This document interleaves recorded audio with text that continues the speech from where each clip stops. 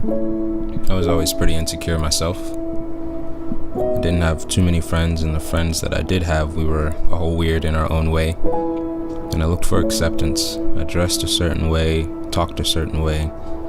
I was even so good at playing roles, I could change who I was depending on who I was around, just in order to be accepted.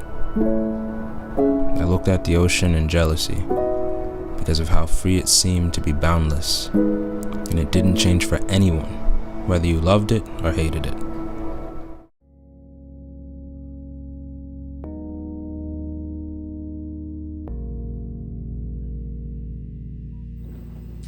Hi everyone, this is Ishaan Khosla. Welcome to my channel. Today is a little different, and so is this video. And if you're watching this, I convinced myself to upload it. And there's a lot of thought that went into deciding whether I want to put this through and I want to put this out there. This is a conversation that I haven't had with most of my friends or my family. But I did realize that this is something that most of you will go through. Some of you have already gone through. And I want to speak to you about the reality of something like this that stuck with me for a very long time. Even now, I think it's been a good 8-9 months. And I think it's extremely important to speak about how to understand what happened and really break down what you can do to think further.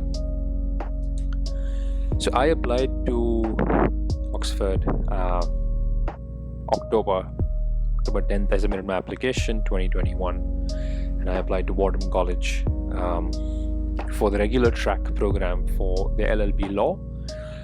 I was convinced that the senior status program would not be a great idea for me, even though I was a senior student, because the Indian bar doesn't recognize the exam, and my scores were great.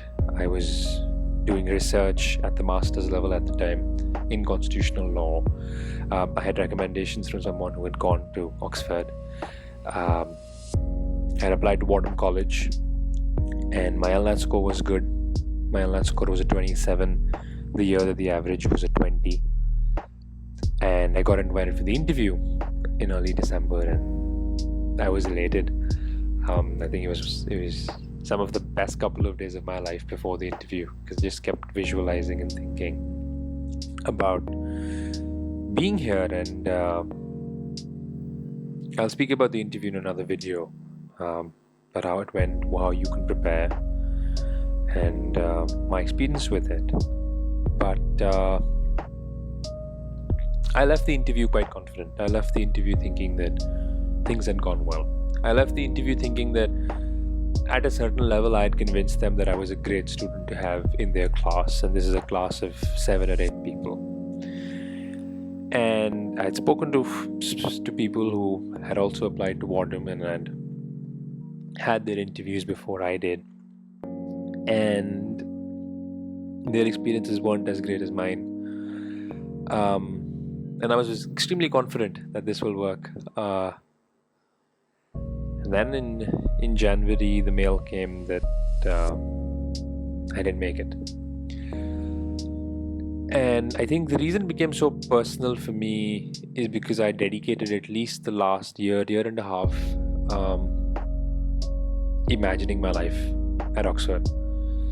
I had convinced myself that that's the place for me, that's the place I had to be, that's the best place I could be. And I think I had manifested my life to look a certain way for the next couple of years of my academic career. And I think it was a major gut punch or a major blow to my confidence, my sense of identity, my sense of self-worth when it didn't work. And it really hurt.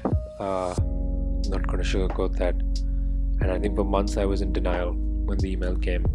I remember I entered denial the minute I saw the email which said that you haven't made it, and I just couldn't believe it, right? Because I'd convinced myself minutes before the email had come that this email is going to say, "Congratulations, Ishaan, you've made it to Wadham College." But I didn't. And that absolutely broke me because I knew the kind of work I'd put in. And this wasn't just applying to Oxford at a lark, but real work that had gone into preparing the best application I could put forth.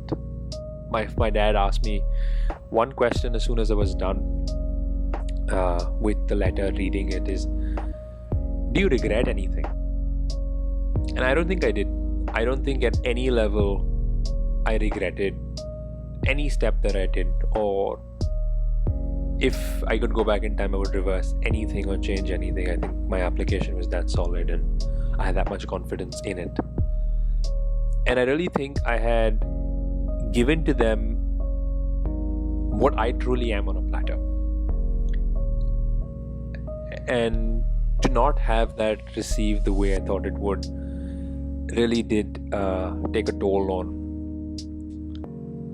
who I was for a very long time. When I got my acceptance to UCL, it was very difficult for me to understand what that meant, and it still is. I'm 20 days away from leaving to UCL to start my new life in London, and that manifestation that I did for Oxford was so strong, was so wired into my subconscious that I can't even begin picturing or imagining my life in London. Like, my mind just stops. I can't think about London. I'm unable to make sense of what's about to come. I'm unable to understand or imagine what my life is going to be like, because I had imagined every step of the way what my life at Oxford would be like, how I would walk to class, how I would meet my tutors, kinds of friends I would make, the kind of people I would interact with, what I would see on a daily, what I would eat on a daily. It had become obsessive. And I think that was probably the problem, that it had become an obsession. And I think that's where I took it too far. What would I do differently for applying to Oxford? Nothing on my application, nothing in terms of the way I would approach my strategy, nothing at all. I would probably not obsess. I would probably not give Oxford the kind of headspace that I did. I would not let it become my identity. I would not let it become my sense of being. I think I realized that Oxford is not the end all of what I wanted to achieve. Maybe somewhere in my mind it's still there, right? I still feel that I will apply to Oxford for my PhD if there ever were to be one. But a sense of not giving Oxford the kind of room it deserves in my mind, not giving it so much space, not giving it so much importance where it overtakes any sense of who I am, I think was key for me. And I think that's what I want you to take away from this video. I started with Montelfish. I really like Montelfish and the words he put in, because this is became a huge insecurity for me, and still is. But I'm coming to terms with it. I'm healing. I just want you to know that you're not defined by the place you go to. You're defined by who you are, what you do, and the way you treat people. And if you're able to do those three things right, especially the way you treat people and the impression you leave on people, no school in the world matters. And you will be successful no matter what. Whether you measure success through money, happiness, health, you will be successful. Or even people around you will be successful. Just don't let a letter or a process or an application cycle define you. You're a lot more than this. And this is probably me speaking to Ishaan of last year, but you're probably a lot more than this. You're a lot more than 4,000 characters. You're a lot more than 40-minute interviews. And if they can't see that, it's their loss. For you, this is a victory. It always is. Because for you, you realize spaces where you can truly be yourself. And I don't think that would have been Oxford. I don't think I would have been able to be myself at Oxford. So thank you for sitting with me through this. This is a little bit of a speaking to myself from 2021 kind of video. But I hope this inspires some of you to think a little bit about what I've said, especially those of you who are applying this cycle, and if you're obsessing about Oxbridge. Just take a step back. And I know the deadline's like now, and I know everything is high stakes, but take a step back. It's a school after all, and you can't fit yourself, and you can't define yourself, and you can't identify yourself within 4,000 characters. So best of luck for everything you do, and I'm always available for any kind of help you'd need. Thank you so much for watching, and I'll see you very soon. Good night. And now I look at myself in joy, knowing my heart is being restored from the shames of being insecure.